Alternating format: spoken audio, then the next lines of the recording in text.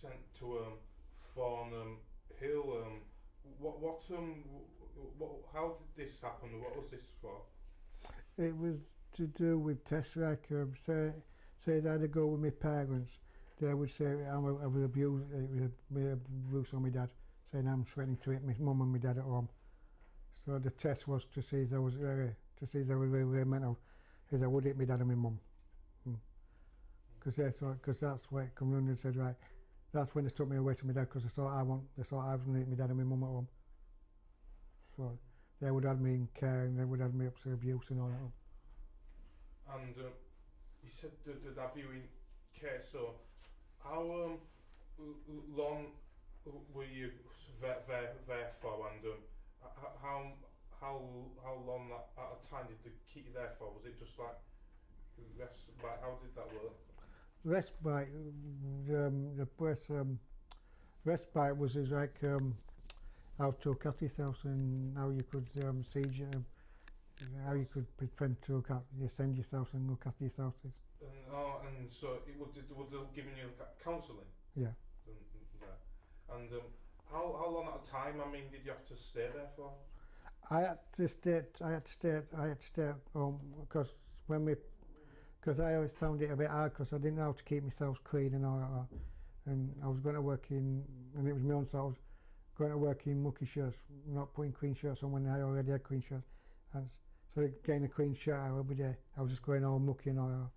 And they said, well, because you couldn't do that, they said, oh, we're going to have to put you in a place where people would make sure you was tidy and clean and to do hygiene at the end of the day. Okay.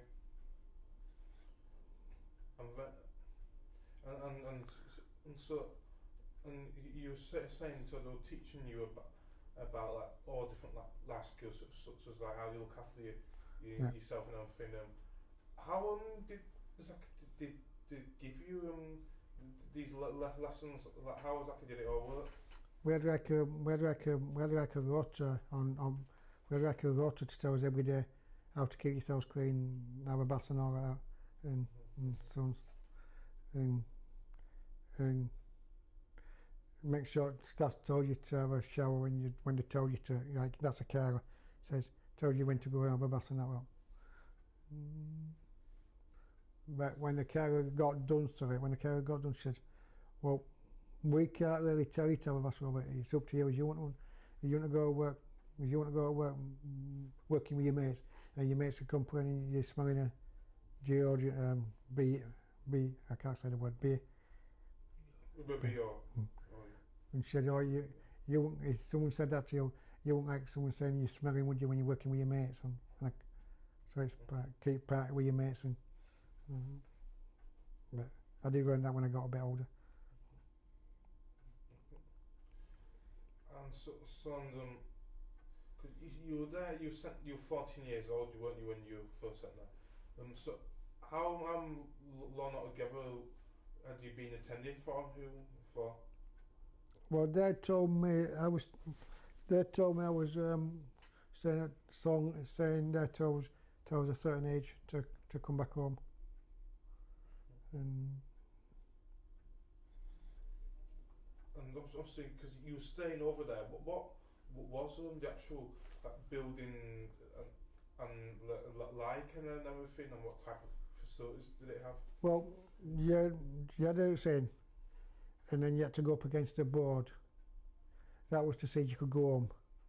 But they did. But the bit I didn't tell you, I forgot all about that. You had like you had all your clothes, and everything. And then one day you got like this is with going home day. So just to try going home. So one day you had a pair of socks, pair of underpants, pair of jeans, a shirt, and a jumper. That was your kit for that day. Just to go up to see what you could say you went on with your parents at home. And then when you left Tom Park altogether, you got all your proper stuff back. But I started learning to. But I started doing something with Tom Park. I started like because I watched a lot of war pictures, and I wrote all the scenes down, and I started writing it all down, and I started doing a project at Tom Park like about learning how soldiers did in the olden days. So I brought some homework home, and that learnt me to read a bit. So I went up to do a project at Tom Park. Alright, and was that something, doing this project, was that something you decided to do like yourself, or was that actually like part of like the treatment? No, that was like, that's something I wanted to do myself, because that would work me how to read. And I showed people my writing, and said, oh, well, you can write, but I had no problem with writing. But I couldn't keep, when I was writing it, I couldn't keep it in a straight line. I was always going like that way. Like on that piece of paper, my writing wasn't straight. It was all over the place. And then I tried to do like my dad did, but I couldn't understand.